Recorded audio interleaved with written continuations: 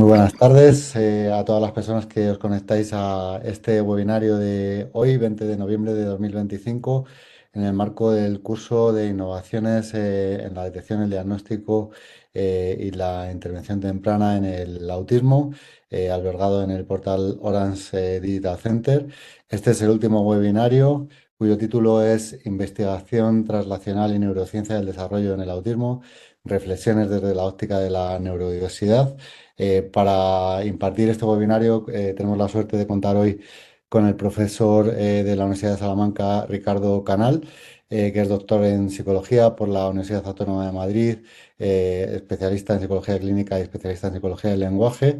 Y bueno, lleva pues muchos años investigando en el autismo. Es una de las personas más destacadas en investigación en autismo. La verdad que es un lujo contar hoy con él aquí.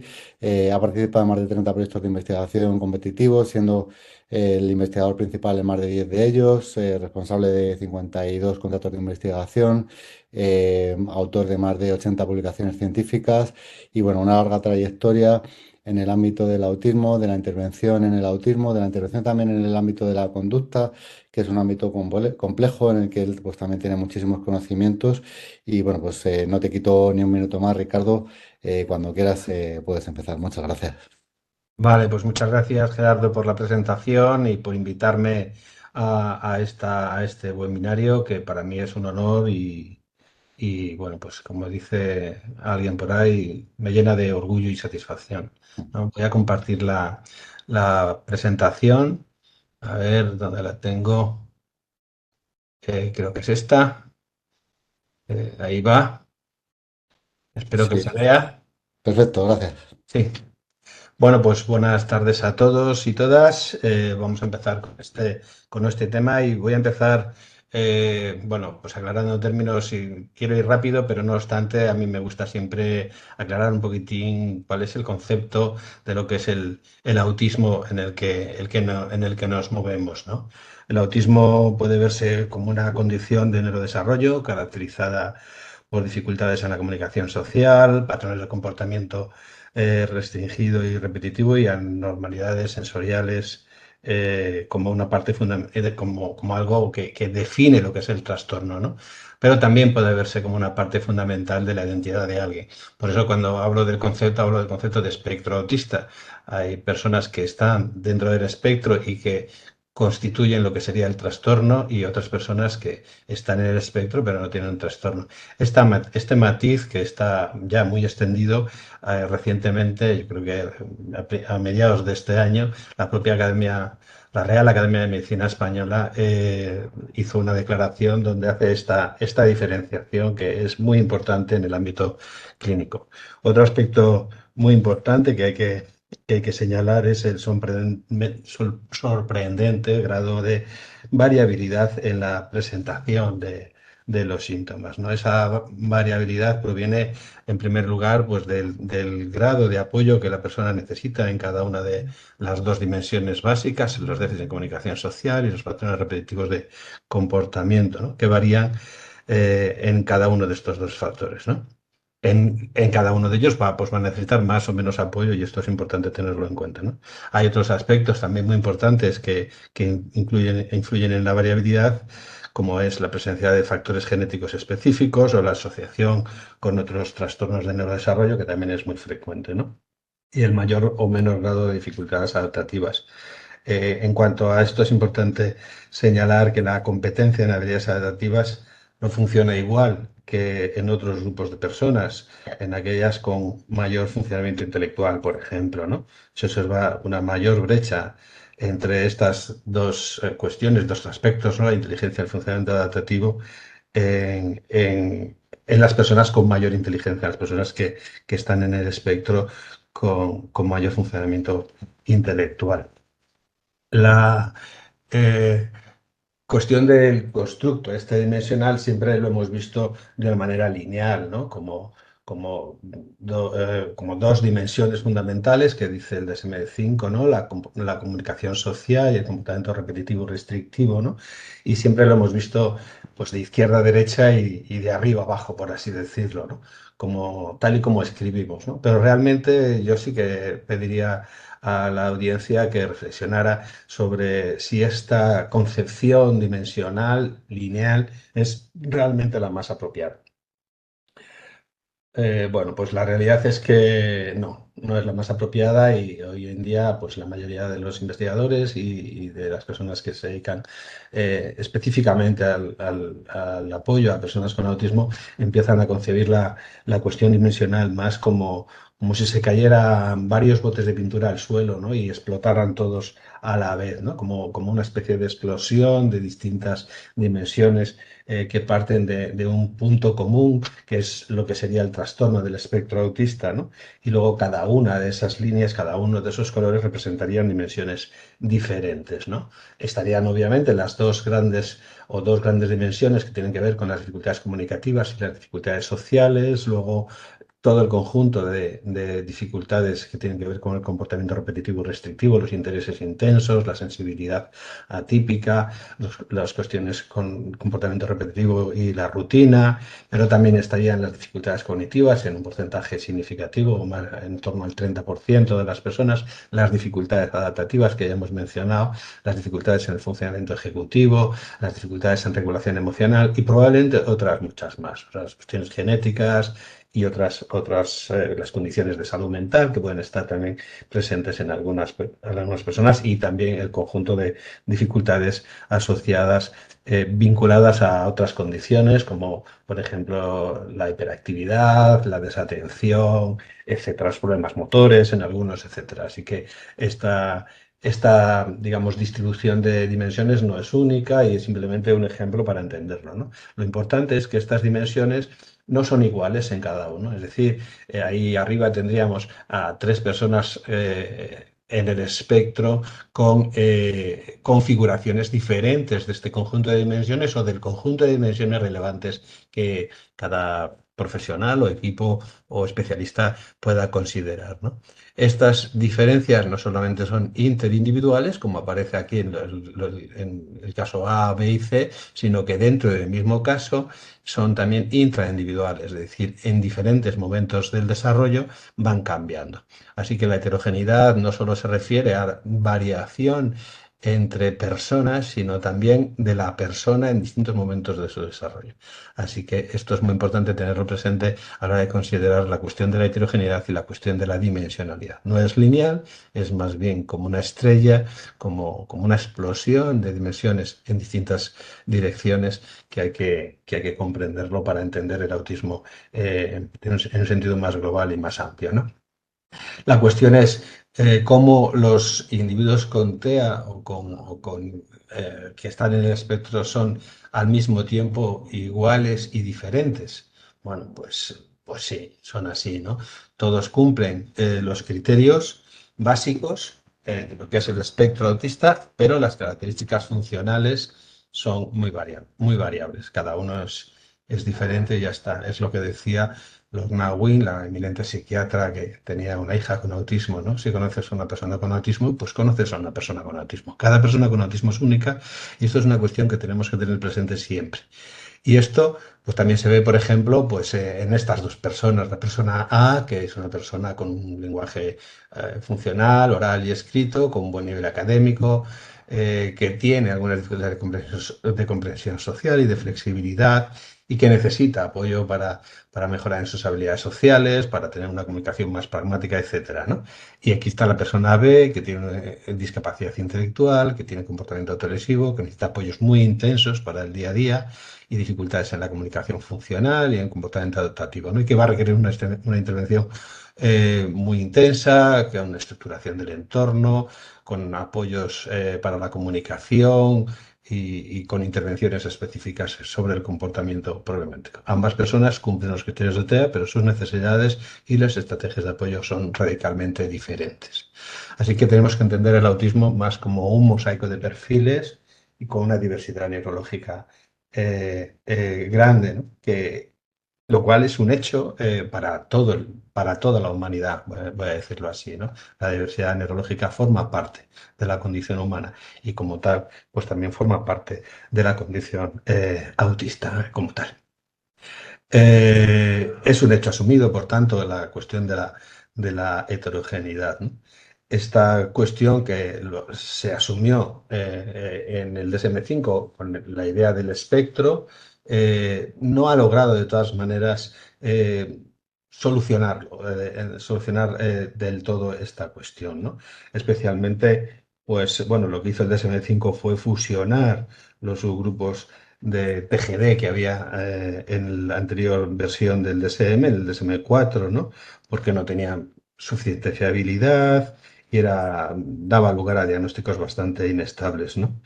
Y también tampoco consiguió resolverlo el uso de herramientas diagnósticas estandarizadas, muy especializadas, muy buenas, eso sí, ¿no? Pero que tienen poca especificidad hacia otras condiciones, sobre todo de condiciones infantiles. Es decir, tienen dificultades, siguen teniendo dificultades para diferenciar entre sí los diferentes trastornos del neurodesarrollo, ¿no? Y proporcionan pues una cierta sensación de seguridad cuando la persona cumple los criterios, ¿no? Muchas veces hemos oído eso de, no, pues en helados ha dado por encima del corte, luego tiene autismo y ya está. Y bueno, puede que no sea así, ¿no? De hecho, los propios autores de esas herramientas dicen que solo es una herramienta para ayudar a tomar decisiones, pero no es el diagnóstico, lo que no es la herramienta que da el diagnóstico y ya está, ¿no? Así que eso. No hay una definición prototípica del autismo y esta es la conclusión que tenemos que dar. Así que cuando hablamos de esta diferenciación entre el adulto con un lenguaje oral y escrito y buen nivel académico y el niño con discapacidad intelectual y conductas graves, pues bueno, pues son las mismas personas, pero desde luego que la categoría TEA pues no ayuda mucho para definir lo que es la intervención y el tipo de servicios que va a necesitar. Hay un trabajo muy reciente de Littman y colaboradores que se publicó en mayo en Nature, que habla precisamente de estos diferentes subtipos de fenotípicos identificados en el TEA, ¿no? Habla de estos cuatro como los más claros, ¿no? El primero sería el subtipo social conductual, sería una persona que presenta dificultades intensas en la comunicación social y en la regulación del comportamiento y que tiene una alta comorbilidad con otros trastornos del neurodesarrollo, especialmente con el TDAH, que presenta ansiedad, que presenta también síntomas de depresión, etcétera, ¿no? Y que está asociada a variantes genéticas comunes y a genes expresados postnatalmente. Y por eso mismo en este grupo pues presenta una afectación más tardía y no se ven en los trabajos o en los dispositivos de detección precoz que actúan por debajo de los 2 años, ¿no? Habría otro grupo, el grupo mixto, que presenta trastorno del espectro autista y discapacidad del desarrollo, ¿no? Que tendría retrasos significativos en el desarrollo motor y del lenguaje y con discapacidad intelectual más o menos alta, ¿no? Y también presenta una gran carga de variantes genéticas heredadas, ¿no? Y genes activos que están actuando ya prenatalmente, ¿no? Es decir, estos presentarían una afectación temprana en el neurodesarrollo y son los que más fácilmente se detecta con los dispositivos actuales para la detección precoz. Luego estaría el grupo de los que tienen, digamos, una afectación amplia y global, ¿no? Que también tienen una sintomatología, por tanto, severa, que tiene múltiples comorbilidades médicas y cognitivas. Este, este grupo estaría, digamos, permítanme la expresión, enriquecido, ¿no? Con mutaciones de novo, ¿no? En genes muy conservados y en genes Diana, por ejemplo, del síndrome de X frágil. Así, ¿no? Son personas que también tienen, por lo general, una afectación intelectual, aunque no tiene por qué ser muy grave. Y luego estaría el otro grupo que presenta, digamos, dificultades moderadas o más leves, que no tienen una gran afectación en el desarrollo en general y que está asociado a mutaciones en genes menos esenciales, ¿no? Y que tendrían un mejor pronóstico. Estos cuatro grupos pues llevan a entender el autismo más como un mosaico de perfiles, ¿no? Con una variabilidad en severidad, lenguaje, cognición y presencia de comorbilidades o de sintomatología asociada. Cuando hablamos de la severidad, estamos hablando de que podemos encontrar personas con TEA que tienen desde una afectación leve, que solo se expresa en contextos sociales complejos, a personas que tienen una afectación más grave y que tienen una necesidad de apoyos bastante intensos a lo largo de prácticamente todo el día o en toda su vida diaria, ¿no? El lenguaje sería otro de los aspectos, otra de las dimensiones importantes en esta severidad, en esta variabilidad de la severidad. Y habría personas que van desde la ausencia de lenguaje funcional, en un grupo relativamente importante, en torno al 20%, hasta personas con un lenguaje limitado, ecolálico, y luego personas ya con un lenguaje fluido, con dificultades fundamentalmente pragmáticas, pero no lingüísticas. Estaría luego la dimensión de la cognición, donde aparece pues, un perfil intelectual que puede oscilar desde la discapacidad intelectual severa hasta la inteligencia superior. Además, bueno, pues algunos mostrarían algunos rendimientos muy desiguales entre áreas, por ejemplo, pues buenas habilidades visuales o un oído excepcional o muy buenas habilidades para el razonamiento verbal, por ejemplo, ¿no? Y luego, pues la última dimensión serían las comorbilidades. TDAH, la ansiedad, la epilepsia, las dificultades de sueño, las dificultades motoras o las dificultades gastrointestinales. Esas serían las cuatro dimensiones que Littman y colaboradores se destacan como elementos fundamentales para entender la variabilidad. Y bueno, la cuestión importante también es la heterogeneidad genética, ¿no? Que hay distintas combinaciones de variantes comunes y raras, ¿no? Hay centenares de genes vinculados al autismo, no hay un único gen del autismo. Y en algunos casos son mutaciones de nodos y otros son pues, lo que llaman el autismo poligénico, ¿no? Tienen una base, por ejemplo, son muchos genes poco relevantes, pero como son tantos, pues dan lugar a un cuadro que está dentro del espectro, ¿no? Y esto implica que el autismo no puede entenderse como un único trastorno, sino como un conjunto de trayectorias del neurodesarrollo. La heterogeneidad del autismo tiene una base biológica, tiene una base genética identificable hoy en día, que se traduce en distintos perfiles clínicos. Y esto es lo que abre la puerta a un diagnóstico más preciso y más personalizado. Bueno, a trabajar, a investigar para buscar un diagnóstico más preciso y personalizado teniendo en cuenta esta cuestión. ¿Qué consecuencias obtenemos para la detección y el diagnóstico? Pues que como no vamos a entender el autismo como un trastorno único, sino como un mosaico de perfiles, un conjunto de trayectorias del desarrollo diferentes, pues tenemos al menos estos cuatro desafíos. Tenemos que comprender la diversidad clínica y etiológica, tenemos que desarrollar procedimientos específicos de detección de acuerdo a los diferentes perfiles, tenemos que superar la idea del diagnóstico como se hacía hasta hace pues, unos años, ¿no? Basado solo en criterios conductuales, y tenemos que tratar de desarrollar apoyos y tratamientos personalizados de acuerdo a los perfiles que se están definiendo hoy en día. Hay más implicaciones, claro que sí. La idea es que tenemos que relacionar los hallazgos científicos con la relevancia práctica que tengan que tener, ¿no? Tenemos que tratar de entender cómo la heterogeneidad influye en la detección precoz y en el diagnóstico. Aquí tenemos cuatro ideas importantes. Que primero, que los signos tempranos varían según el subtipo. No todos los niños muestran los mismos indicadores precoces ni en el mismo momento. Algunos pueden presentar retrasos lingüísticos, otros retrasos motores, otros retrasos comportamentales o en habilidades de juego, etcétera.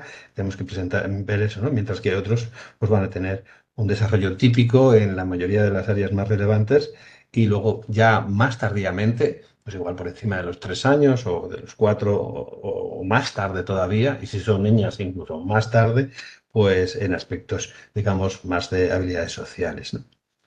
Esto también tiene que hacer pensar a los profesionales y a los especialistas en que corremos riesgo de cometer errores en los procesos diagnósticos, ¿no? Sobre todo si se aplican criterios rígidos y uniformes, ¿no?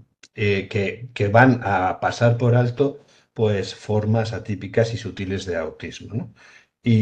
O bien que van a llevar a sobrediagnosticar otras condiciones. Es decir, vamos a pensar que una persona con determinadas características tiene autismo, sin embargo, tiene otras características. Y esto no solo es en relación a niños pequeños, también puede ser en relación, por ejemplo, a jóvenes o a adultos, por ejemplo, ¿no? Que presentan una sintomatología X, que sé, que tiene que ver con su personalidad, con su ansiedad, con sus experiencias previas y se pueden diagnosticar de autismo porque no se están teniendo en cuenta estas cuestiones de los perfiles, ¿no? También nos lleva a la necesidad de plantear enfoques más individualizados, ¿no? La atención temprana o la detección temprana debe considerar los perfiles de riesgo diferenciados y tratar de integrar datos conductuales, datos genéticos y datos del desarrollo. Así iremos hacia eh, una manera de diagnosticar y detectar mucho más personalizada. Y, eh, y eso es lo que pienso, ¿no?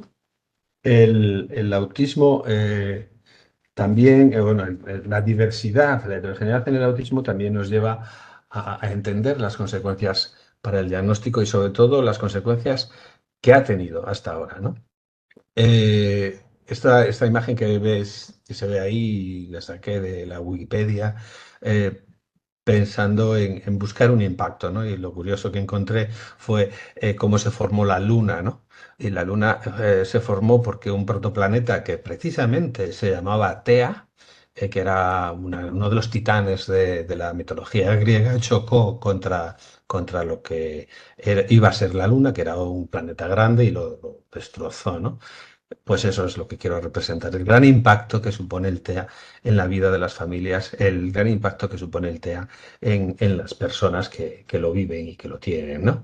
Eh, este gran impacto se ve además aumentado, se ve además agravado precisamente por nuestra aún insuficiente capacidad para un diagnóstico temprano y rápido, ¿no? La verdad es que si se hiciera un diagnóstico temprano y rápido, pues las familias tendrían una experiencia más positiva. Nunca es positiva una mala noticia. Yo siempre digo que nuestro trabajo, el resultado de nuestro trabajo muchas veces es una mala noticia, ¿no? Pero si esa mala noticia se da a tiempo y con sensibilidad y ayudando a las personas a comprender lo que está ocurriendo, pues esa mala noticia, bueno, pues va a ser una experiencia positiva en la que las familias se van a adaptar mejor, van a aceptar mejor esa situación, van a tener menos estrés y van a poder aceptar mejor las estrategias de afrontamiento que los profesionales les propongan.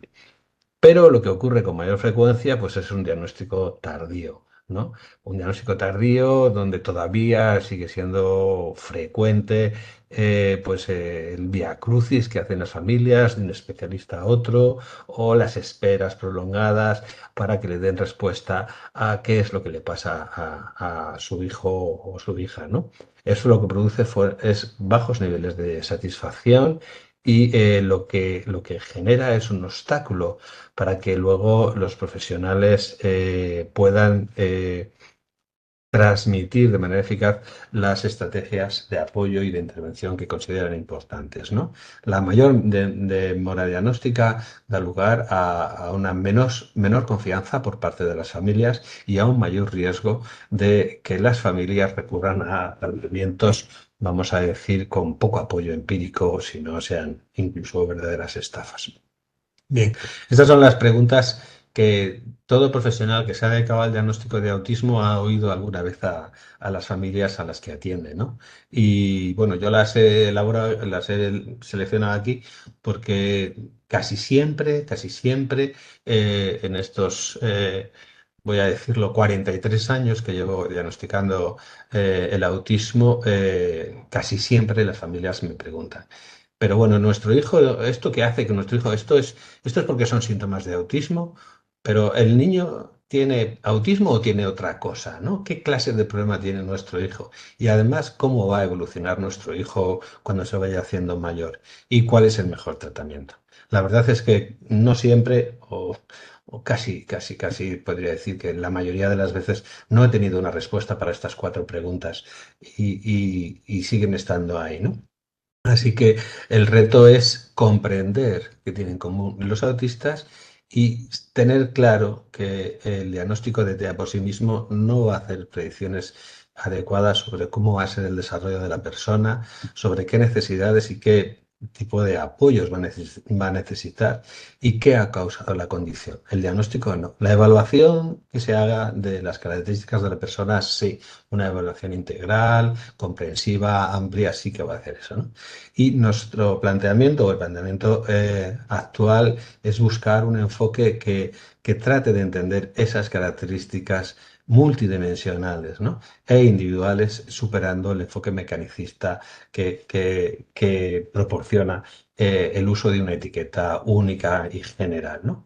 Y ese objetivo se concreta en una estrategia o por lo menos un objetivo estratégico, que es buscar marcadores neurocognitivos o biomarcadores de lo que son los signos del autismo, ¿no? Los biomarcadores son características que tienen un componente biológico, pero no necesariamente solo biológico. Parafraseando al maestro Ángel Rivière, diría que los biomarcadores o los marcadores neurocognitivos son como centauros o sirenas. Tienen una parte biológica, claramente, pero tienen otra parte que es humana, que tiene que ver con las habilidades comunicativas, con las habilidades sociales, con la inteligencia, con las habilidades adaptativas, etcétera, ¿no? Y son características que pueden indicar el riesgo, la probabilidad de que una persona tenga autismo. Este es el tipo de biomarcadores que se utilizan para la detección precoz o que pueden servir para complementar un diagnóstico. Son los marcadores que se utilizan o marcadores neurocognitivos que se utilizan para el diagnóstico. Pueden servir para hacer un pronóstico, que son las que se utilizan para plantear cómo evolucionará la persona a lo largo de su vida o para medir el progreso en función del tratamiento que se está recibiendo. Cuando hablamos de biomarcadores, por tanto, estamos hablando de variables, de medidas, de características que comparten aspectos biológicos y aspectos no biológicos más humanos y que sirven para estas tres cosas, para responder a las cuatro preguntas que os he comentado hace un momento. Podríamos utilizarlo, por tanto, para identificar a individuos que desarrollarán autismo antes de que manifiesten los rasgos comportamentales, para indicar una mayor probabilidad de que el individuo desarrolle autismo, para complementar el diagnóstico y para ver la evolución en tratamientos. Hoy en día lo que utilizamos son los marcadores del neurodesarrollo, ¿no? Que pueden captarse con técnicas no invasivas, como por ejemplo el electroencefalograma, el seguimiento de movimientos oculares o las técnicas de imagen cerebral por infrarrojo cercano, ¿no? Y que pueden predecir la aparición de autismo tardío o rasgos concurrentes con el autismo sin que sean autismo, ¿no? Los marcadores del neurodesarrollo pueden estar más cerca que los genéticos de la vía común final que conduce a los síntomas del autismo. Esa es la idea. Los biomarcadores o los marcadores neurocognitivos serían como un elemento intermedio entre las características genéticas y las características fenotípicas del autismo, ¿no? Y pueden ofrecer información importante tanto sobre los posibles resultados posteriores del proceso neurobiológico que está viviendo la persona, como sobre los mecanismos a través de los cuales se producen los cambios en el desarrollo, proporcionando así pues información relevante sobre cómo apoyar al niño en su desarrollo. Esa es la idea. Precisamente, la investigación sobre los biomarcadores plantea la cuestión de la heredabilidad, que se estima en un 50-80%, es decir, de la influencia genética, y que indica que hay una proporción bastante importante de variación en los síntomas del autismo solo por factores de tipo genético, ¿no? Además, alrededor del casi el 30% de los casos de autismo se suelen vincular o se vinculan a variantes genéticas raras, ¿no? Como son duplicaciones o delecciones, ¿no? Que tiene estas estas asociaciones con variaciones genéticas raras tienen efectos muy importantes en el desarrollo, ¿no? Y aumentan la probabilidad del autismo hasta 40 veces, dicen los estudios. Este en concreto es el estudio de Díaz y Watts, por ejemplo. Y hay otros casos que están asociados más a síndromes concretos como el X y la esclerosis tuberosa, por ejemplo, ¿no? Y luego hay otros muchos casos, como hemos dicho antes, que están que se asocian a efectos acumulados de muchos miles de alteraciones genéticas, lo que es el autismo poligénico. Así que diferentes perfiles genéticos se asocian al autismo. Pero tanto las variables genéticas raras como las comunes, es decir, los casos que son variaciones como el X frágil y cosas así, como las variaciones más, muchos genes pequeños o muchos genes poco relevantes, pero muchísimos, pues dan lugar a, pues, a lo que es a una interacción incompleta con factores también ambientales, ¿no? Y eso hace que sea muy complejo solo considerar los factores genéticos en el autismo, ¿no? Eso no pasa con otros trastornos, el síndrome de Down, por ejemplo, que el factor genético es tan global que ya la cuestión genética marca cómo va a ser el neurodesarrollo de una manera muy sustancial. Pero en el caso del autismo no pasa así. Y esto es una cosa que tenemos que tener presente.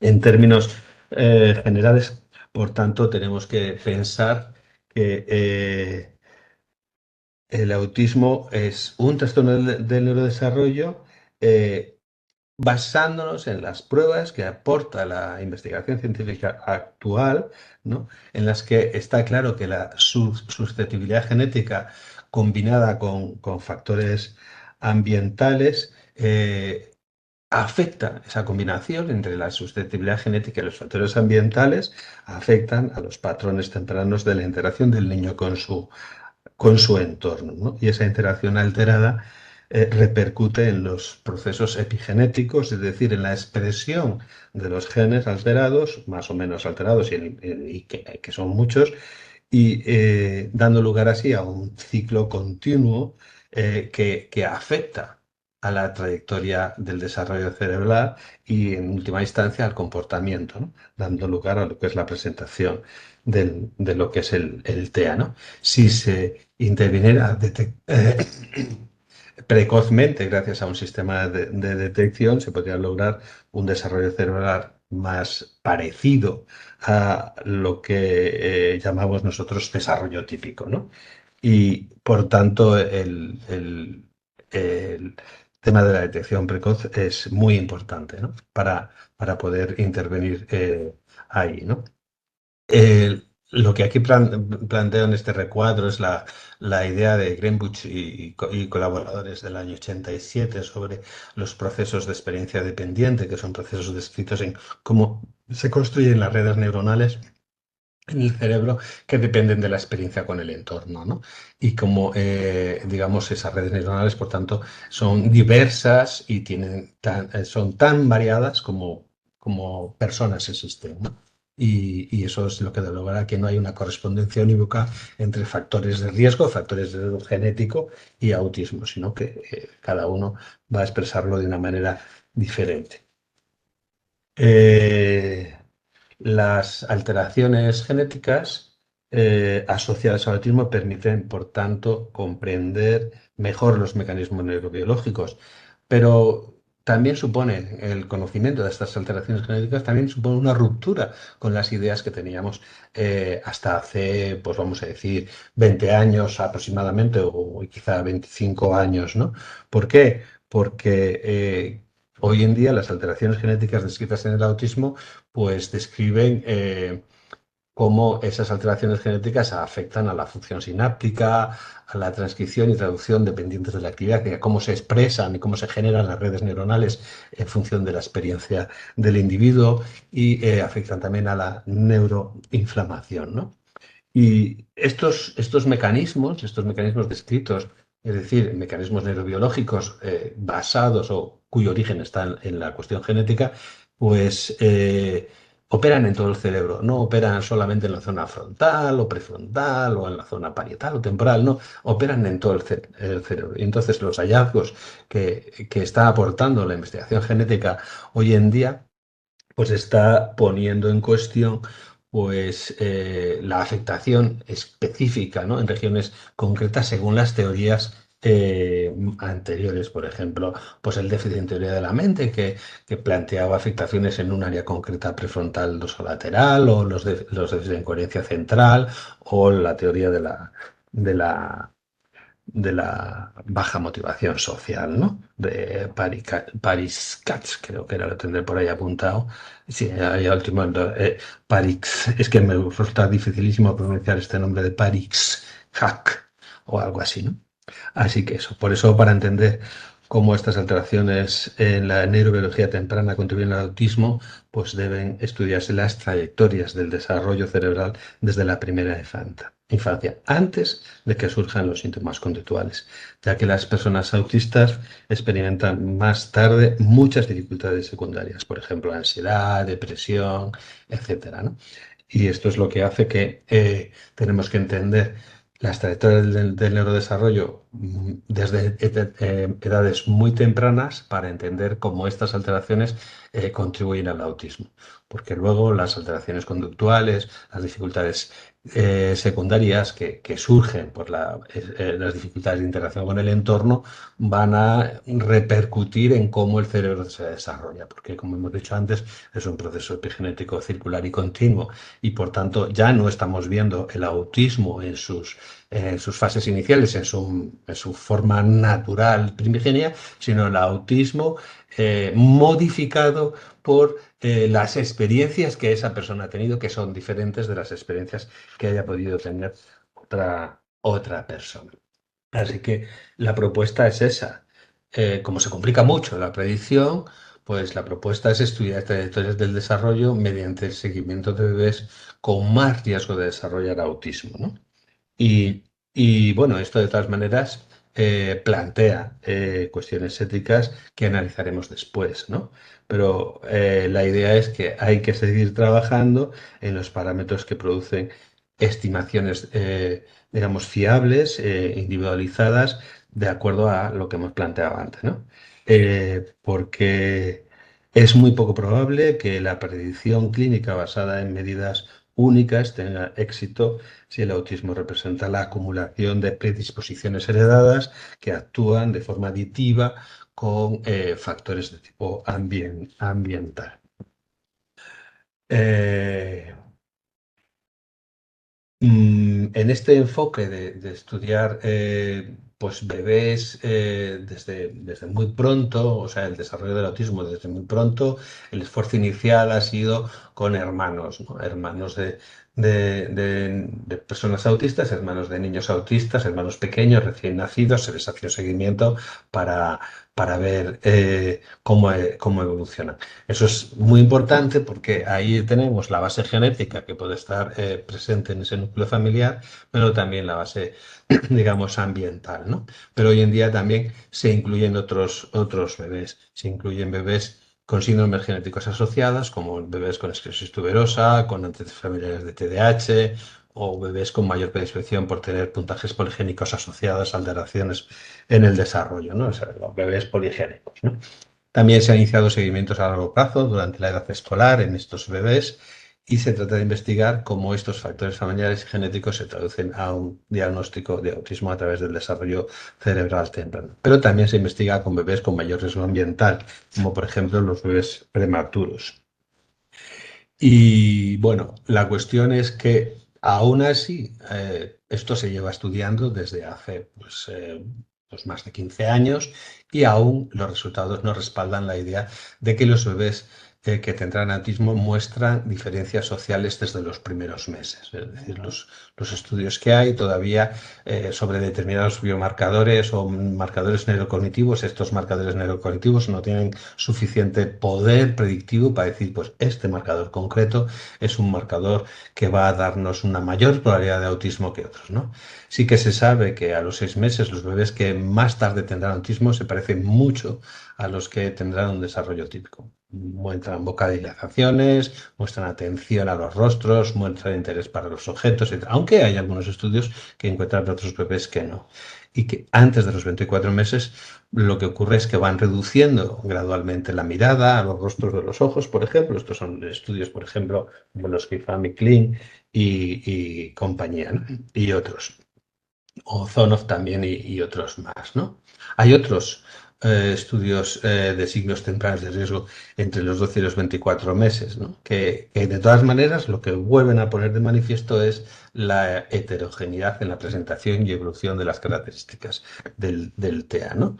Por ejemplo, la progresiva reducción de la atención social y comunicación social es un dato que es como muy constante en la mayoría de los estudios, ¿no? Se reduce progresivamente la respuesta de orientación al nombre, se reduce la atención visual a estímulos socialmente significativos y los intercambios sociales incluyen menos gestos, hay menos respuesta de gestos a la comunicación de otros, hay menos gestos en los intentos comunicativos espontáneos, etcétera. Y también aparece el comportamiento repetitivo, pero ya por encima de los 12 meses, ¿no? Porque antes sí hay comportamiento repetitivo, pero no tiene capacidad predictiva para decir que ese comportamiento repetitivo que se observa en bebés de riesgo genético, es decir, en hermanos de niños con autismo, va a tener valor predictivo como para indicar que eso va a ser riesgo de autismo, ¿no? Pero sí que esos datos, sobre todo en en es una cuestión que sí que se tiene en cuenta, ¿no? Y también lo que sí se observan son cambios neuronales, tanto, es decir, en áreas cerebrales que tienen implicación en el comportamiento social como en el comportamiento no social, ¿no? Lo que lleva a pensar que hay diferencias sutiles en muchos aspectos del desarrollo cerebral, es decir, más pensando en el cerebro más globalmente y no en áreas concretas, ¿no?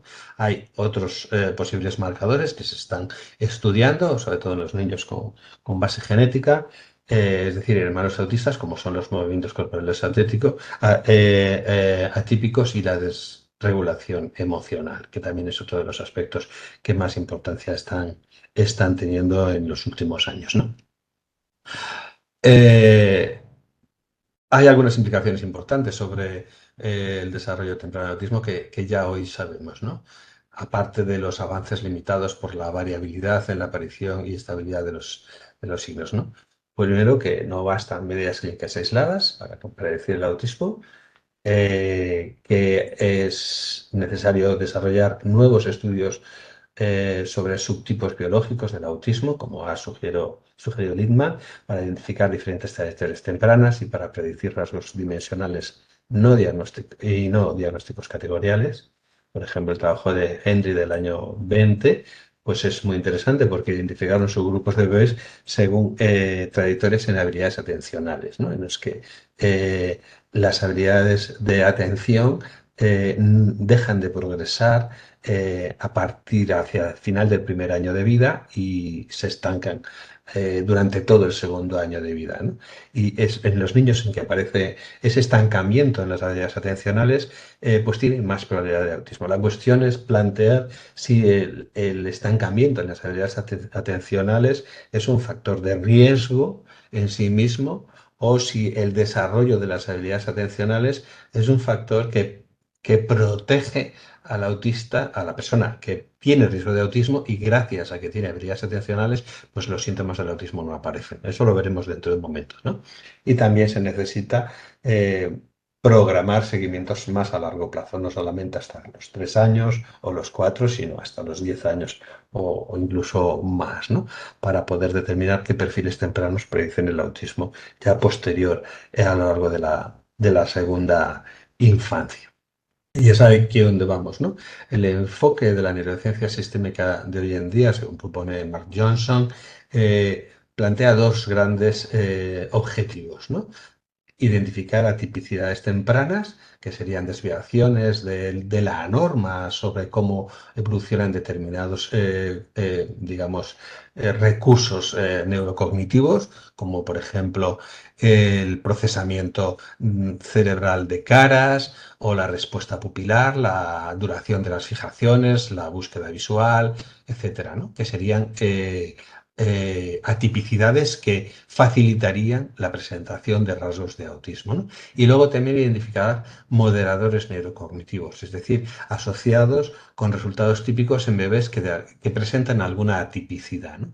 Se trata de ver aquellos bebés que empiezan presentando estas atipicidades, luego cómo determinados modificadores neurocognitivos protegen, intervienen, detienen el crecimiento de estas dificultades y hacen que estas personas que iban a tener autismo gracias a estos modificadores neurocognitivos que les protegen, pues no llegan a tenerlo. Son, por ejemplo, el desenganche atencional, la capacidad de procesar estímulos globales más complejos, la conectividad cerebral, la atención a las caras, y etcétera, ¿no? Estos se hacerían como factores diagnósticos de resiliencia de protección del autismo, ¿no? O sea que se trata hoy en día, cuando se habla de la búsqueda de signos tempranos, no solamente buscar los signos que darían lugar al autismo, sino los signos que en aquellos casos en los que se presentan esos signos, gracias a los otros,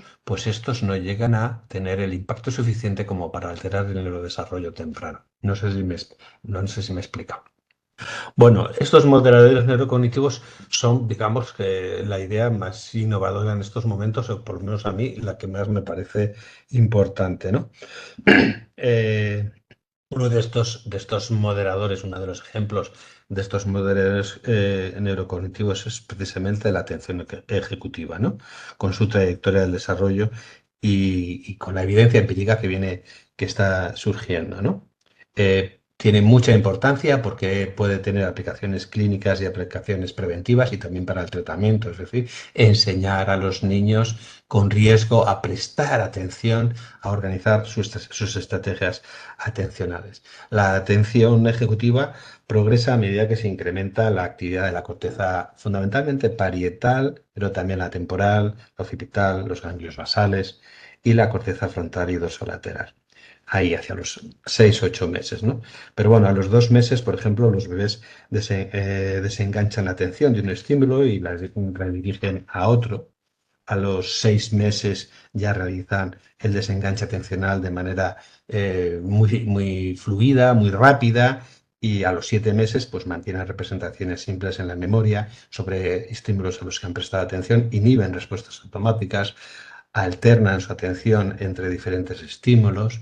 A los 8 o 9 meses pues ya hay una disminución de la respuesta ante estímulos repetitivos, y a los 12 meses pues ya tenemos las formas más precoces de lo que sería una atención ejecutiva, aunque los científicos que investigan esto no lo llaman propiamente atención ejecutiva, ¿no? Lo llaman control atencional, ¿no? Así que eso. Lo que vemos, o lo que se ha visto en bebés de riesgos, son interrupciones en el desarrollo atencional entre los 10 y los 25 meses, como he dicho antes, que predicen una mayor probabilidad de TDAH, no solo de TEA, y una menor funcionalidad adaptativa a los 3 años, ¿no? La idea es que la atención ejecutiva podría modular el impacto de otros factores de riesgo, los genéticos, los ambientales y las dificultades de procesamiento sensorial, ¿no? Y esto podría llevar a formas de atención, de intervención temprana más selectivas. Y ahí es donde estamos nosotros. Ahí es donde estamos nosotros tratando de identificar biomarcadores o marcadores neurocognitivos mediante tecnologías integradas de registro corporal para prestar atención a esto, ¿no? Estos son los objetivos que los mantenemos desde hace ya, pues va a hacer 5 años ahora, en enero, y tratamos de identificar de manera prospectiva los signos de TEA en bebés de alto y bajo riesgo y a través del registro de posibles marcadores neurocognitivos tempranos, ¿no? En bebés desde los 8 meses, bueno, realmente ahora la nueva cohorte que empezamos la vamos a empezar con bebés desde los 12 meses, desde los 2 meses, ¿no? En tareas que implican tecnología de imagen cerebral por infrarrojo cercano, seguimiento de movimientos oculares que ya tenemos en marcha en cohortes previas, ¿no? Lo que hacemos es medir diferentes correlatos cerebrales relacionados con la conducta comunicativa y social y, por supuesto, también con la conducta atencional. Y también marcadores comportamentales y adaptativos tempranos mediante la monitorización remota, ¿no? A través de sensores vestibles que ponemos normalmente en la cuna del bebé. Medimos el llanto, el sueño y la actividad motriz espontánea entre los 8 y los 24 meses hasta ahora, pero en la nueva cohorte que empezamos ahora en enero a partir de los 2 meses. Bueno, esta es la tabla de herramientas que utilizamos para el seguimiento y aquí tenemos las tecnologías que estamos aplicando, ¿no? Aplicamos imagen cerebral por infrarrojo cercano, presentando estímulos dinámicos sociales y no sociales silenciosos comparados con una línea base no social, ¿no? Utilizamos el seguimiento de movimientos oculares, miramos la fijación ocular, la dirección de la pupila, los movimientos oculares entre estímulos sociales y no sociales. Luego utilizamos los sensores vestibles para registrar en el domicilio el sueño, el llanto y la actividad motora durante 15 días, durante 15 horas al día, 7 días, durante 7 días, cada 2 meses, ¿no? Y así tratamos de dar los biomarcadores neurocognitivos tempranos que diferencien eh, el desarrollo típico y atípico, ¿no? El contexto experimental inicial es de los 8, 12, 18, 24 meses, pero se acaban de conceder un nuevo proyecto para 4 años donde vamos a poder adelantar el registro a los 2 meses, ¿no? Incluimos bebés prematuros y bebés nacidos a término, aunque también ahora estamos ya construyendo una cohorte de hermanos. Y las regiones cerebrales de interés son estas que estamos ahí, el giro frontal inferior, donde tiene mucho que ver el lenguaje, el control inhibitorio y la cognición social. Luego la región temporal media y superior, donde está el procesamiento auditivo y la comprensión lingüística. Y luego el surco temporal posterior y la unión temporoparental, donde funciona, donde se procesa la percepción y interpretación de señales sociales. Este es un experimento donde vemos los estímulos sociales y no sociales. Los niños no oyen nada, solo ven la imagen. Creo que la audiencia aquí también solo va a ver. Supongo que no lo estáis oyendo. Sentadito en su tejado. Bueno, pues lo que hace es ver esta imagen, pero luego también esta imagen se alterna con imágenes de objetos en movimiento, son juguetes que tienen algún elemento de movimiento, no tienen caras, no hay ojos, no hay bocas, no hay nada, solamente es bolas que caen, torres que se desmoronan bueno, estas, como los llaman, estas torres de agua, no sé cómo los llaman, ¿no? Que les das la vuelta y se caen muchísimas bolas muy chiquitinas, etcétera, ¿no? Y ahí analizamos dónde fija la mirada y cómo se produce la distorsión tanto respecto al centro de los ojos como respecto al centro de la boca, ¿no? Y, y no sé, creía que iba a tener la otra, pero bueno, lo veremos más adelante, ¿no? Lo que nosotros estamos viendo ahora es que los niños, según diferencias en su comportamiento ante estímulos sociales y no sociales, pues vemos evidencias de dificultades en el lenguaje receptivo, ¿no? Sobre todo entre prematuros y a término, que se acentúan entre los 12 y los 18 meses. También estamos viendo diferencias en el lenguaje receptivo, que es la habilidad más afectada y más predictiva, y también en cuanto a las habilidades de comunicación social temprana, a los 12 meses, esas habilidades predicen el lenguaje a los 24 meses. Señalar, mirar, etcétera, ¿no? Y vemos que la utilización del SACSER, que es un sistema de detección precoz del autismo, puede ser útil para detectar riesgos lingüísticos desde los 12 meses. Este es el algoritmo que estamos utilizando precisamente para el SACS-R, para identificar si acertamos nosotros con lo que va a predecir el SACS-R, ¿no? Donde podemos predecir casos de riesgo en SACS-R a los 12 meses, teniendo en cuenta el comportamiento, el comportamiento de mirada de los niños, la dispersión de la mirada y la dilatación pupilar, combinado también con cambios en la concentración de hemoglobina oxigenada y hemoglobina desoxigenada en diferentes áreas cerebrales a través del infrarrojo cercano, ¿no? y eso es lo que nos permite predecir qué resultado va a tener en el SACS a los 12 meses. Esta los estamos midiendo a los 8 meses. Y vemos que quién va a tener un SACS positivo o un SACS negativo a los 12 meses.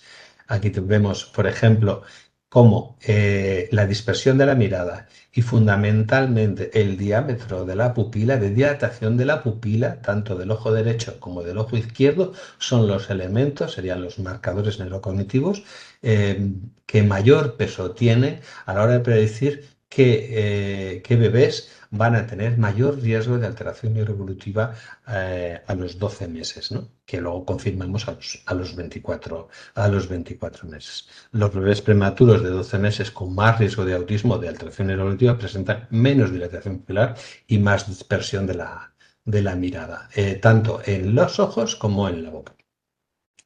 Este es el algoritmo que estamos utilizando, un Random Forest, y como vemos que el valor predictivo positivo es de 0,6, es mayor que el del MChat, que es de 0,4, y el valor predictivo negativo es de 0,98, que es también mayor que el MChat, que es de 0,95, si no recuerdo mal.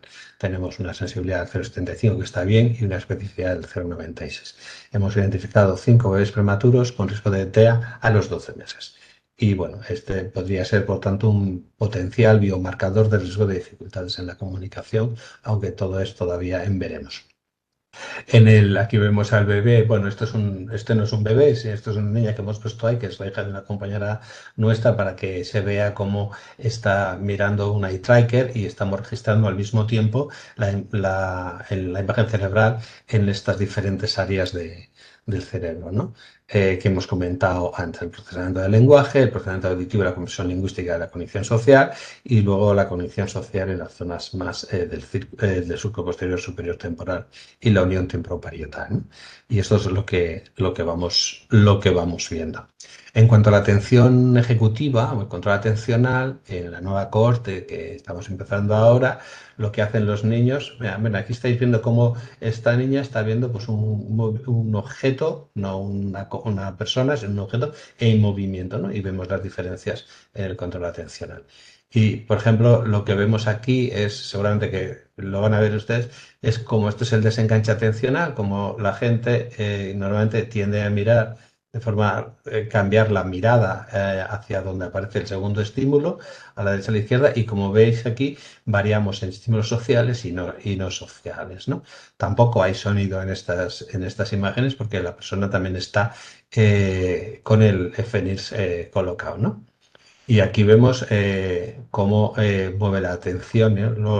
Vosotros vais a variar la atención rápidamente hacia la nube que tiene ojos, sin que yo le diga nada. Nosotros estamos midiendo esto como el control atencional, ¿no? Y aquí vemos, luego esta es otra tarea también de control atencional que hemos diseñado para esto. Hace un momento hemos estado precisamente viendo cómo, haciendo pruebas con estas imágenes y con un bebé, precisamente para controlar el proceso.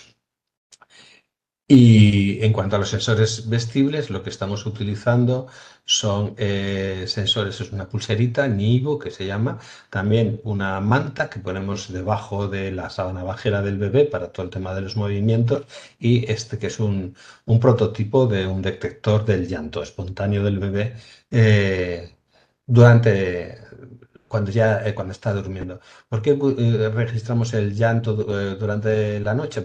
O cuando está durmiendo, pues porque nuestro interés no es registrar un llanto que esté asociado a interacciones sociales, porque nuestro interés del llanto son las características físicas del llanto: frecuencia fundamental, ritmo, entonación, etcétera, ¿no? Porque no estamos buscando el uso social del llanto, ¿no? Sino estamos buscando las características físicas del llanto, si pueden ser un marcador neurocognitivo o no. Sabemos que el llanto, a medida que el niño va haciéndose mayor, va ritualizándose, ¿no? Y va usándose con un prototipo, con un propósito más específico de, pues estoy aburrido, o me he enfadado, o tengo hambre, o tengo sueño, lo que sea, ¿no? Entonces nosotros no queremos llegar ahí, aunque obviamente el estudio longitudinal y prospectivo del llanto nos va a llevar también a analizar cómo los niños aprenden a utilizar el llanto como una forma de comunicación más intencional. Pero en principio el llanto como forma biológicamente determinada, más primitiva para comunicar necesidades básicas, es la que queremos analizar, ¿no? Sin necesidad del componente social para poder, digamos, analizar el llanto como respuesta biológica y no como una conducta con un componente social. Este es el dispositivo que estamos utilizando ahora mismo. Y bueno, todo esto además lo incorporamos en una herramienta web que tienen las familias. Ahora tenemos el prototipo ya en pruebas, que se llama MRBrain, que es un juego de palabras, es un acrónimo que dice monitorización remota de bebés con riesgo aumentado de incidencia neuroevolutiva, y que las familias utilizan para conocer información sobre los resultados del seguimiento que estamos haciendo con sus bebés, y también para poder programarse y para poder hacer un seguimiento del desarrollo de su bebé, ¿no? Esta es una de las pantallas que ven las familias, donde registran luego en el teléfono pues cómo se llama el bebé, el calendario de seguimiento que tienen, las visitas que están previstas, le mandan recordatorios, etcétera, y luego esa información, luego también reciben información en gráficos sobre los resultados de las evaluaciones, las imágenes del cerebro de su bebé, que les gusta mucho, y también pues cómo miran y cómo fijan la mirada, etcétera, ¿no? Pero vamos, en un sentido más de que se sientan partícipes del proceso y no tanto como una herramienta de información clínica, aunque hay otra parte que también estamos desarrollando, otro módulo para profesionales que sí tiene ese componente más clínico en el seguimiento. ¿Qué consecuencias tiene esto? Pues varias. Primero, pues nosotros creemos que toda esta información sobre cómo evolucionan y sobre los retrasos que puede haber o no, pues puede ayudar a los profesionales a diseñar intervenciones pues, más dirigidas hacia señales, síntomas emergentes que podrían dar indicio de riesgo, ¿no? Y pueden aportar información sobre los factores que protegen al niño. Por ejemplo, pues la atención ejecutiva, nosotros pensamos que puede ser un factor de protección. O sea, la ausencia de atención ejecutiva no es un factor de riesgo, sino que esa persona no tiene ese factor de protección. Lo digo porque, por ejemplo, los niños que luego desarrollan TDAH, pues van con un retraso en la atención ejecutiva, pero luego el no tener atención ejecutiva no le lleva a tener autismo, le lleva a tener TDAH. Sencillamente. Entonces, la ausencia de esta competencia neuroevolutiva no es un factor de riesgo de autismo, pero sí que su presencia protege del autismo. Esa es la idea que nosotros tenemos, ¿no? Sí que la información sobre estos factores protectores o compensatorios pues, puede ayudarnos a apoyar intervenciones y a identificar factores modificadores como el autocontrol o el funcionamiento ejecutivo, que es lo que nosotros pensamos también. Nosotros cuando vemos a un niño con sospecha, siempre tenemos la angustia de decir, ¿se lo decimos, no se lo decimos?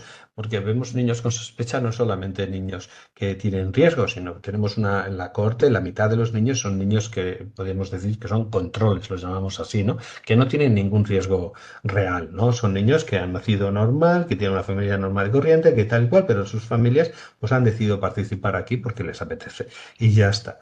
Y entonces resulta que cuando vemos una señal, pues ¿qué hacemos, no? ¿Le mandamos atención temprana? ¿No le mandamos? ¿Qué tipo de orientación le damos, no? Y hay como dos formas de actuación que hemos visto en la literatura y que recogió Jonathan Green hace unos años, ¿no? Se puede actuar de una manera selectiva, es decir, a bebés con una probabilidad elevada de desarrollar TEA o un trastorno de no desarrollo, pues le decimos, oye, hay que intervenir porque hay que a mejorar el desarrollo de este niño para mitigar pues las atipicidades que se están viendo, ¿no? Y luego podemos actuar también de una forma indicada.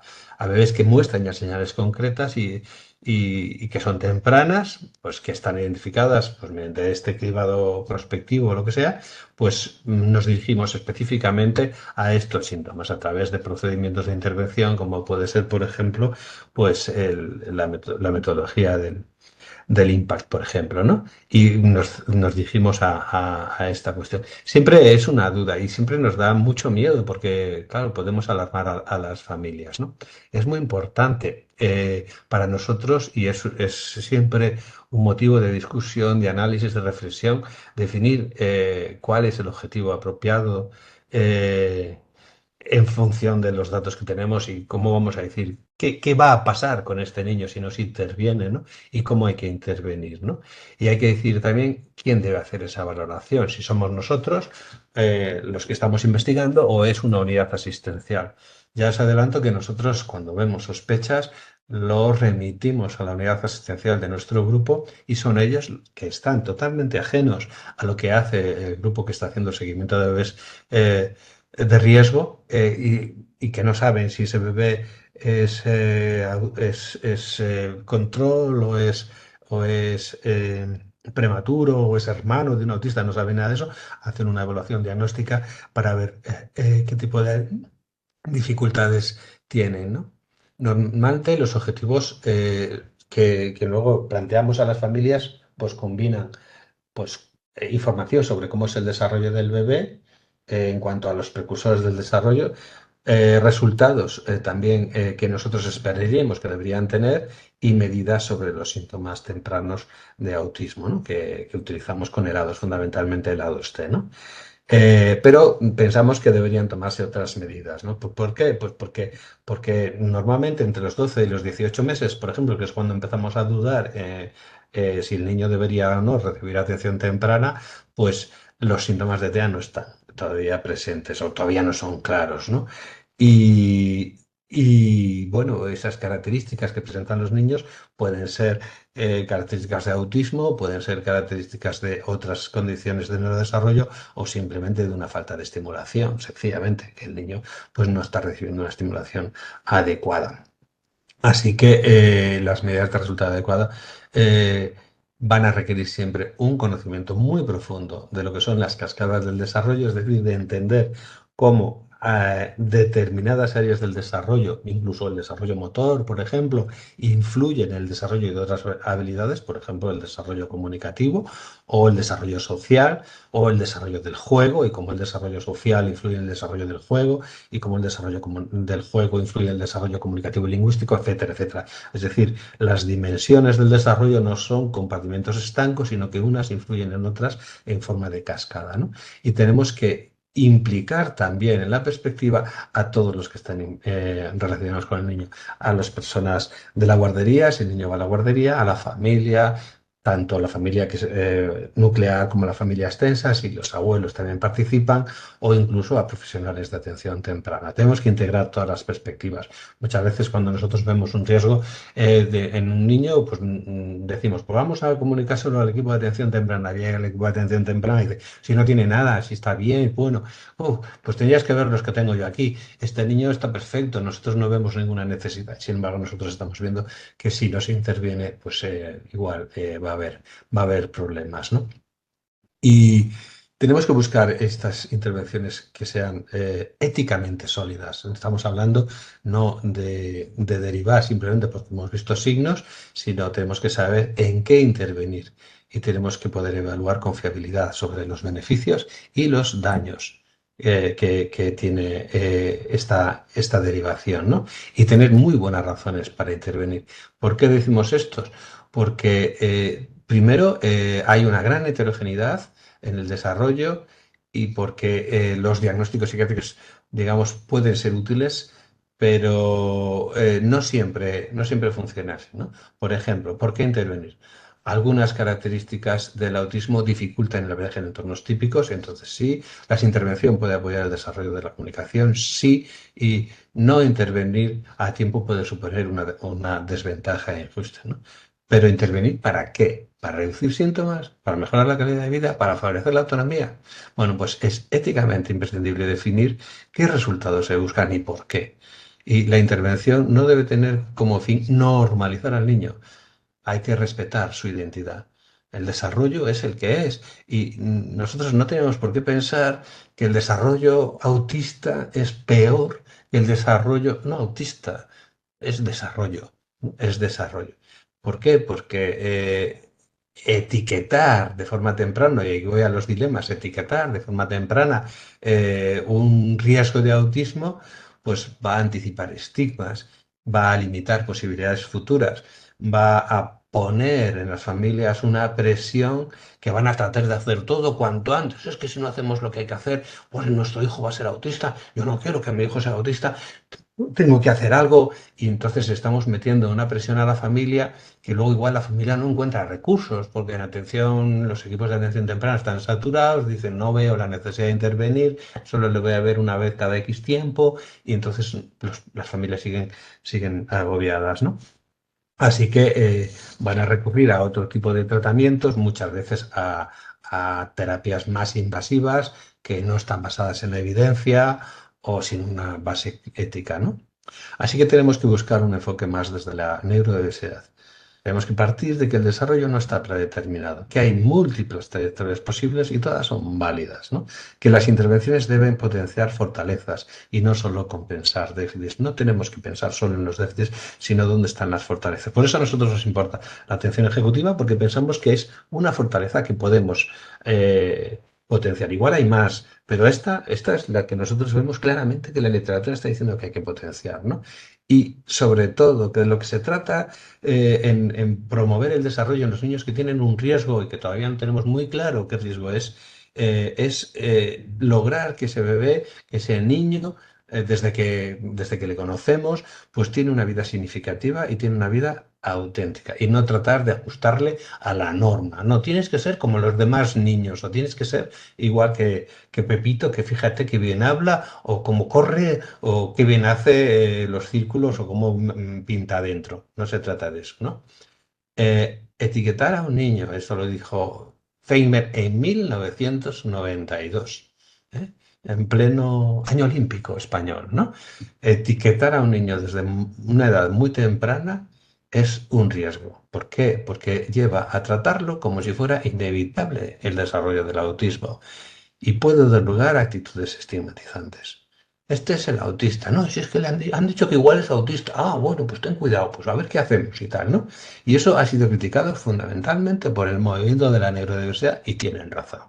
Sobre todo porque existe el riesgo de que estos bebés que todavía no tienen un diagnóstico y solo tienen signos de sospecha, pues van a poder o van a estar en riesgo de recibir intervenciones tempranas, cuyo objetivo es hacer que ese niño, que igual va a ser autista, sea como los neurotípicos, ¿no? Y someterles a una presión desde muy pequeño.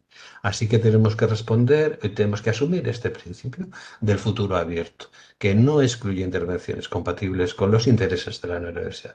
Exige evaluar la validez de cualquier intervención temprana en función de los diversos resultados satisfactorios para el niño y para su familia, el desarrollo de un sentido auténtico del yo y de una vida plena siendo autista. ¿Por qué no? ¿Por qué no? Eso es lo que hay que asumir. Y ya está. Entonces, la nueva investigación temprana en el autismo, pues implica que la identificación de marcadores del desarrollo debe incluir la investigación sobre actitudes de las personas autistas hacia los nuevos modelos emergentes, es decir, debemos trabajar duramente para que toda la investigación que nosotros hagamos se base en una co-creación de los proyectos, en una co-creación de los objetivos, en una co-creación de los procedimientos de investigación. Debemos investigar sobre cuestiones éticas como la autenticidad, el crecimiento personal, la responsabilidad y no solo la culpa, y los intereses de los padres. Los nuevos enfoques metodológicos de investigación en la detección precoz muestran el valor de recoger perspectivas en primera persona, principalmente de jóvenes autistas con pocas habilidades verbales y recogiendo las actitudes y experiencias personales de quienes participen en intervenciones tempranas. Más conclusiones. El avance en la detección precoz es difícil, sí, es difícil porque ya hemos visto la heterogeneidad y todos los retos que supone, ¿no? Y no tener que fijarnos solo en conductas. Pero es esencial porque beneficia a los niños con TEA o en situación de riesgo y a sus familias y promueve un enfoque preventivo de los servicios. Pero ojo, eso no quiere decir que tengamos que estigmatizar. A la hora de interpretar los resultados de los estudios de detección hay que tener en cuenta varios factores inherentes al TEA, la heterogeneidad, etcétera. Y debemos avanzar hacia protocolos de seguimiento basados en mediciones dimensionales, no categoriales. El reto es identificar esos indicadores de procesamiento atípico, sobre todo de procesamiento atencional y los modificadores neurocognitivos, los que protegen a la persona de entrar en el campo del trastorno. Acordaros de mi primera diapositiva. El espectro es muy grande. Hay personas dentro del espectro que tienen un trastorno, sí, porque sus características no le permiten vivir en una sociedad que no está construida teniendo en cuenta cómo son, ¿no? Pero hay otras personas que están en el espectro y no tienen un trastorno. Debemos adoptar un enfoque, por tanto, desde la perspectiva de la neurodiversidad. Una conclusión provisional sobre la diversidad implicaría que el paradigma de la neurodiversidad ha sido un avance ético y social que ha sido muy importante, especialmente para combatir décadas de estigmatización, de intervenciones coercitivas y de narrativas deficitarias sobre el autismo, ¿no? Yo estoy muy cansado, después de 43 años, lo repito, ¿no? Leer informes que nosotros llamamos noísta. Este niño no hace, no tiene, no hace, no hace, no hace, le falta déficit y continuamente así, ¿no? Debemos buscar otro enfoque a la hora de informar sobre las características de las personas, no pensando en el déficit, ¿no? También tenemos que trabajar mucho para integrar la heterogeneidad del espectro, reconocer las situaciones de discapacidad profunda y dialogar con la ciencia sin demonizar. Y debemos aceptar también la diversidad neurológica, que no significa negar la existencia del sufrimiento, dependencia o complejidad clínica. Tampoco implica renunciar a la intervención, sino pensarla de otra manera, ¿no? Combinando derechos, ciencia y sobre todo realismo social. Lo que está en juego no es solo cómo entendemos el autismo, sino cómo respondemos al autismo, con rigor, pero también con ética. Cómo respondemos a la diversidad humana en toda su amplitud. Y eso es todo. Muchas gracias. Dejo de compartir. Muchísimas gracias, Ricardo. Interesantísimo. Bueno, muchas gracias por tu generosidad para compartir todo este conocimiento y ayudarnos también a actualizarnos, ¿no? De todas las novedades de lo que se está haciendo y de lo que estáis haciendo en vuestro grupo de investigación. También gracias por la honestidad, ¿no? A la hora de reflejar dónde están las dificultades en estas investigaciones, donde, bueno, pues cuesta más tomar decisiones, también sobre cómo gestionáis, pues, bueno, la información a las familias, la gestión de las expectativas y también sobre la claridad en cuanto a las limitaciones de los resultados. Tenemos tiempo para algunas preguntas. Por aquí por el chat, bueno, Esther da las gracias por la charla. Marta comenta que, bueno, en su caso, su hijo ahora tiene 14 años y una necesidad de apoyo intensa, que en su momento, pues el pediatra no la escuchó, ¿no? Y decía que no tenía esas necesidades y que, bueno, echan falta un poco más formación a ese nivel, ¿no? Si queréis plantear alguna pregunta, podéis pedir que os abramos el micrófono o también podéis escribirla directamente en el chat. Elena también te da las gracias. Sí, sobre lo que plantea esta persona, yo creo que era Marta, sobre Sí, su hijo y tal, es verdad.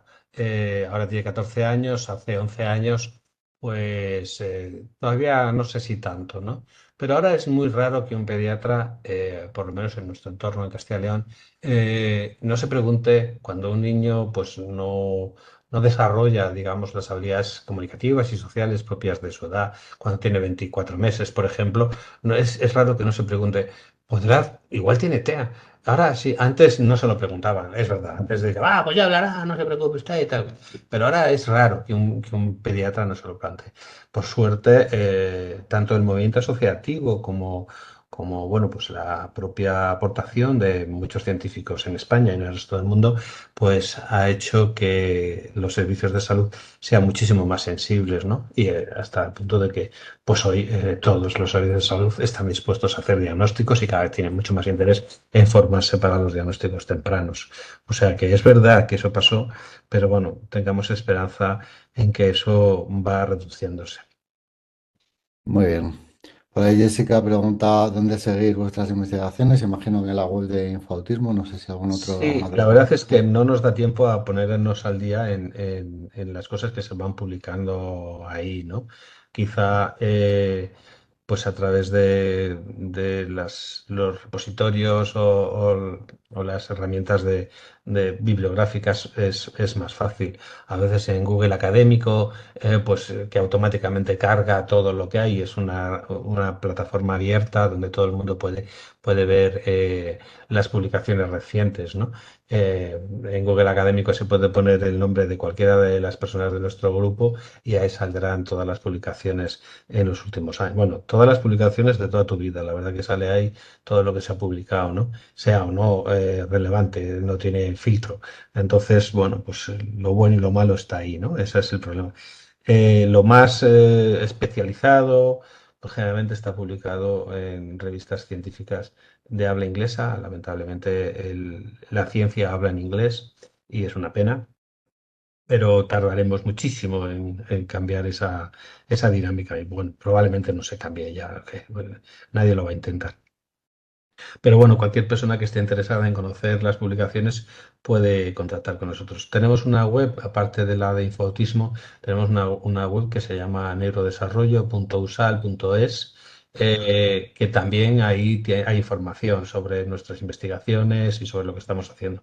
Pero nos cuesta mucho actualizarla. La verdad es que dentro del equipo nadie tiene muy buenas habilidades y siempre para ese tipo de cosas y siempre tenemos que andar pidiendo que nos lo hagan y eso implica presupuesto y a veces, bueno, pues no tenemos esos recursos. Pero bueno, ahí siempre hay posibilidades de obtener información.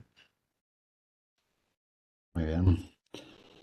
No sé si hay por ahí alguna consulta más. Yo te hago una pregunta, Ricardo.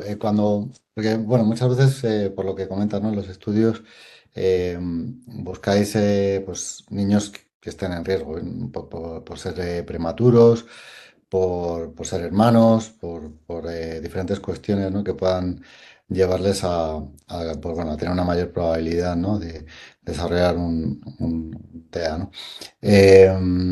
En esos casos, entiendo que puede existir un cierto sesgo, ¿no? Hacia los que presenten mayores dificultades o no.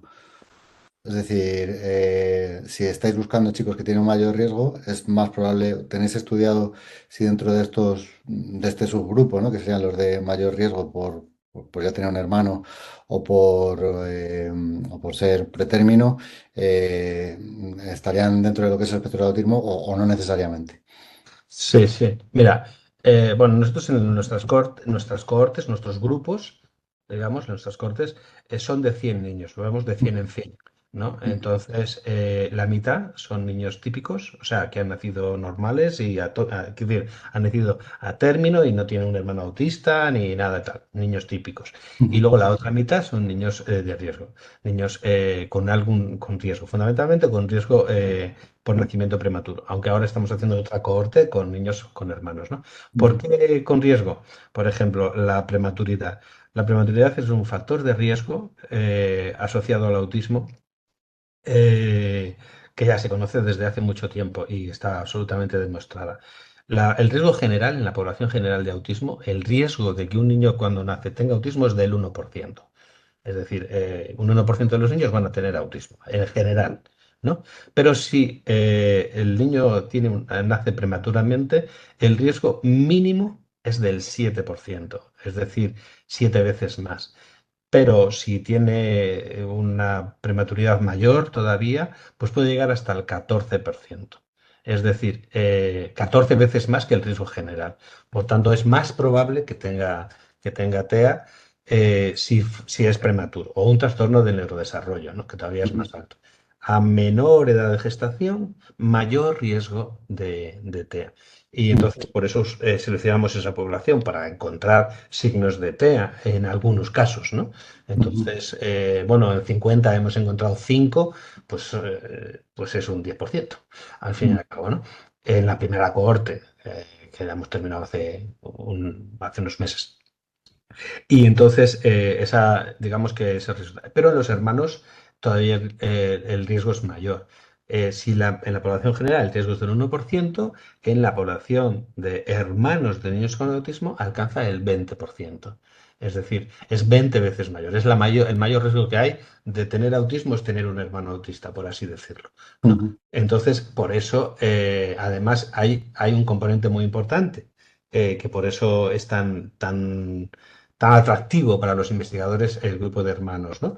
Porque ahí el componente genético está presente, ujú, porque es hermano de un autista y son los mismos. Bueno, quiero decir, ahí luego se selecciona mucho, es decir, vale, tengo un hermano autista, pero solamente es hermano de padre o hermano de madre y tal. Entonces ya hay un poco más de lío y entonces esos suelen estar en otro grupo aparte, ¿no? Pero es hermano de padre y madre autista. Entonces, pues el siguiente, ese hermano, pues tiene, digamos, es el prototipo de los estudios con hermanos. Que hay estudios, pues en muchos países, ¿no? En España no hay este tipo de estudios porque es bastante difícil. Para nosotros es muy difícil porque la mayoría de las familias que nosotros atendemos, pues no son de Salamanca. Que en fin, Salamanca es una provincia con poca población, llegamos a los 200.000 por casualidad. Entonces, no hay tantos niños, no hay tantos nacimientos y no hay tantos nacimientos de niños que luego van a tener autismo. La mayoría o una mayoría de personas que nosotros atendemos vienen de toda España. Entonces, si decimos a una madre que vive, yo qué sé, pues en Toledo, por decir un lugar, pues si usted queda embarazada y quiere tal, y que tiene que venir cada 6 meses y nosotros tenemos que ir a llevarle los dispositivos para colocar, o sea, es inviable para nosotros. En cambio, prematuros, pues nuestro hospital, el hospital de nuestra ciudad, es hospital de referencia para prematuridad en Castilla y León. Entonces hay una población grande de prematuros que nacen en este hospital y nos resulta, pues, digamos, más sencillo acceder a ellos y proponerles participar. Además, se les compensa los desplazamientos si viven en otra ciudad de la región, se les compensan los desplazamientos y no solo los desplazamientos, sino la pérdida de horas de trabajo también para venir aquí, ¿no? ujú, Así que eso lo podemos hacer dentro de proyectos concretos y siempre dentro de la región, ¿no? Y es lo que hacemos. Pero fundamentalmente es el riesgo. ujú. Y Que dentro de esos grupos, o sea, de esos porcentajes más altos, la distribución en cuanto a necesidades de apoyo futuras o trayectorias de desarrollo que podéis estimar y demás, ¿creéis que es normal o hay un sesgo hacia mayores necesidades de apoyo? No sé si me explico. no hay, sí, sí, entiendo. No hay estudios específicos sobre esa cuestión, ¿no? Ah, Pero normalmente, o sea, cuando aparece el autismo es muy claro. Es ujú. muy claro. Y las necesidades de apoyo son claras. Lo que pasa es que las necesidades de apoyo no solo dependen de las características Sí, está claro. genéticas o neurologías tempranas, tal, sino de factores ambientales también. Muchas veces, pues la estimulación que ha recibido la persona, el entorno donde está, también influye mucho en cómo se produce la maduración, ¿no? Nosotros Ujú, distinguimos mucho entre lo que es las puntuaciones en las pruebas de evaluación que nosotros obtenemos, que son datos evolutivos concretos, y lo que es la maduración. La maduración de los bebés o del ser humano no es un proceso continuo, lineal. Es decir, nosotros no vamos madurando como si fuera una recta que sube progresivamente siempre, siempre, siempre, siempre, siempre, sino que subimos a tirones. Crecemos a estirones. De hecho, siempre hemos oído esto, decir, ahora ha esponjado y luego da el estirón, ¿no? Porque ujú, siempre vamos como a picos. Evolucionamos, nos estancamos. Cuando nosotros tomamos medidas, pues si nos coincide con una fase de estancamiento, ahora va peor. ujú, Pero luego si iba bien y ahora no podemos tomar el dato en un momento, sino tenemos que ver la perspectiva evolutiva y ver cómo realmente se produce una maduración, ¿no? ujú, Entonces, es ver esa maduración y ver ahí cómo es la afectación. Pero Ujú, generalmente no vemos que el hecho de tener un hermano autista, cuando tú tienes autismo, vas a tener la misma gravedad o ujú, mayor. De hecho, tenemos incluso hermanos gemelos, ujú, los dos autistas, y uno, por ejemplo, recuerdo un caso que ya es mayor, son dos hermanas gemelas, una está en la ESO y la otra pues no desarrolló siquiera lenguaje funcional y tiene una afectación ujú, funcional y tiene unas problemáticas brutales, ¿no? Y son ujú, dos hermanas ujú, gemelas, genéticamente idénticas. Y sin ujú. embargo, la expresión fenotípica de su autismo es totalmente diferente. Ujú. Y bueno, es una Interesante. cosa sorprendente. Sí, sí, muy interesante. Ujú. Muy bien, pues parece que no hay más preguntas, así que nada, de nuevo darte las gracias, Ricardo. Gracias también a todas las personas que nos habéis acompañado desde diferentes lugares. Y bueno, pues este era el último webinario de este curso, pero en el Orange Digital Center pues seguiremos las semanas que siguen con nuevos contenidos que podréis ir informándoos de manera como lo hacéis habitualmente por los diferentes canales. Muchísimas gracias, Ricardo. Gracias a todos. Bueno, pues muchas gracias a vosotros por esta oportunidad y bueno, pues aquí estoy para lo que queráis. Venga, gracias. Un abrazo. Hasta luego. Hasta luego.